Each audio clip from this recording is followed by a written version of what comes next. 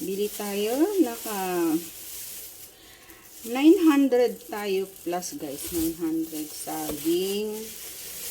Tapos, ito, manok.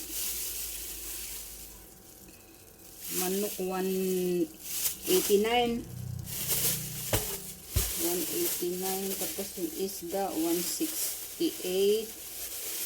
Yung isda 168 bangus. Ay, ang mahal na. Uy, ako. Tapos yung baboy 389.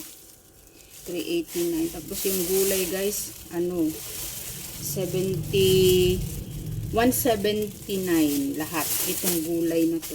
179. Meron akong yung lahat.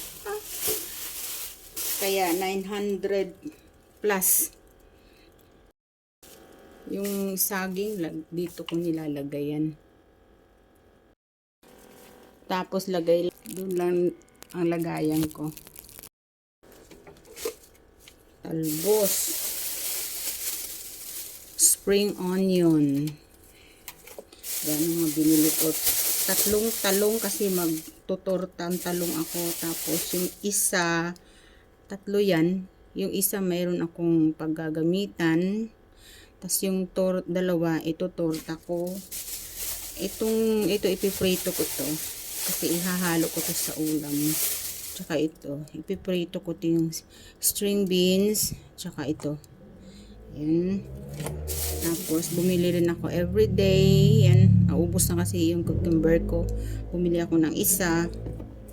Tapos, 2 sili. Isang bell pepper. 4 na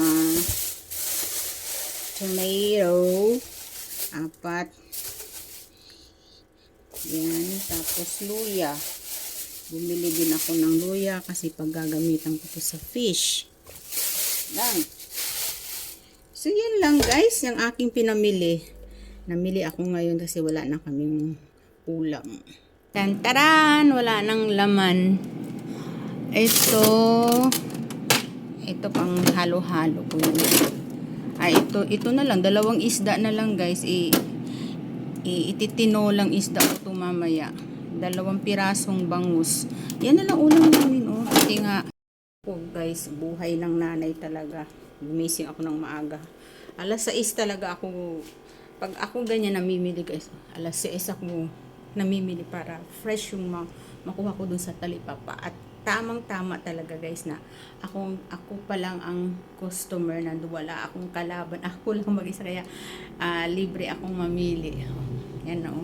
6:30 na kasi ang nangyari guys, bago ako pumunta doon 6 o'clock, umalis na ako dito sa bahay. Nag-walking ako basta nag-walking ako ng ilang minuto kasi eksakto 6:00 ako umalis dito.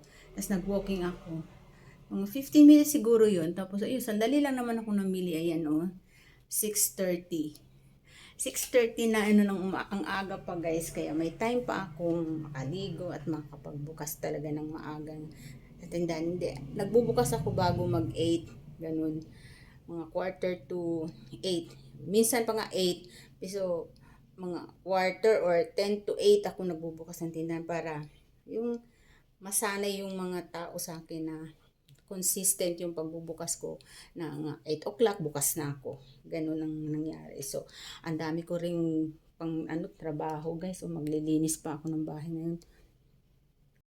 Yung bahay guys. So, ang gulo. May mga nakasapay.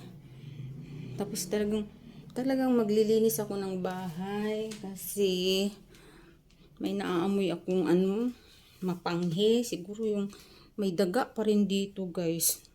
May daga pa rin akong nakikita. Tapos parang mapanghi, parang yung ihi ng daga. Ganun. Hindi naman siya sa sa mga sulok-sulok. Kaya maglilinis talaga ako. Habang walang customer, maglilinis ako. Siguro nandiyan sa mga sulok-sulok. Ko yan, iurong ko yan. Lilinisan ko yan, mamapang ko yan, i-vacuum ko yan. Yan. Babacuum ko dyan sa mga sulok-sulok talaga eh.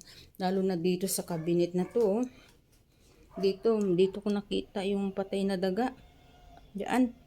Kaya tingnan niyo kung ano-anong pabango na lang ang nilagay ko kasi ang tagal yung mawala yung amoy, guys. Amoy nung daga na nabubulok. Maliit. Hanggang ngayon meron pa rin eh. Kailangan to, hindi ko alam kung anong ipangli para mawala yung amoy ng daga. Ayan, so yun lang guys.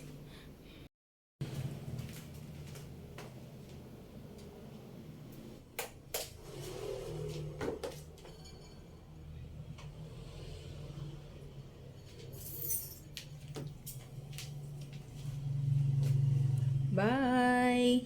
Bye guys!